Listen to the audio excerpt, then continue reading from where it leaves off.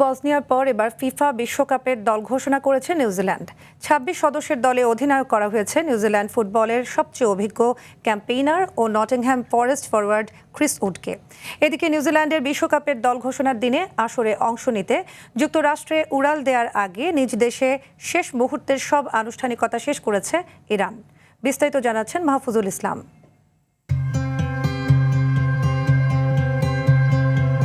Tasman সাগর পারের দেশ নিউজিল্যান্ডের বৈচিত্র্যময় প্রকৃতি আর অসাধারণ শান্ত জীবনধারার প্রতিফলন ঘটল তাদের দল ঘোষণায়। প্রতিটি খেলোয়াড়ের নিজ নিজ এলাকাকে ফুটিয়ে তোলা হয়েছে এই ভিডিওতে।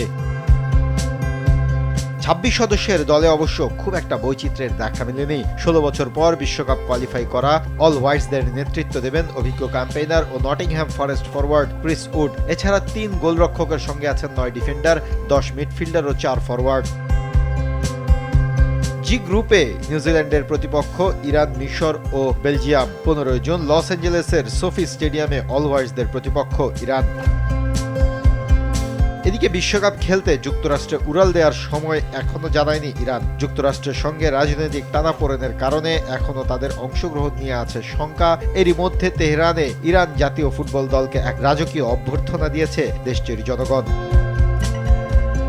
খেলার ফলাফল যাই হোক, দেশের পতাকা, মান ও মর্যাদা সমুন্নত রাখার ক্ষেত্রে ফুটবলারদের সচেষ্ট ও সচেতন থাকার কথা বলেন দেশটির ফেডারেশনের সভাপতি মেহেদী তাজ। পুরো দলের সার্বিক নিরাপত্তা ও আনুষঙ্গিক সুযোগ সুবিধার বিষয়টি ফিফার উপর ছেড়ে দিয়েছে ইরান।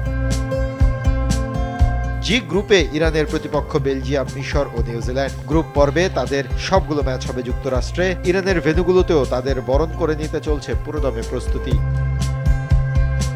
মাহফুজুল ইসলাম, RTV।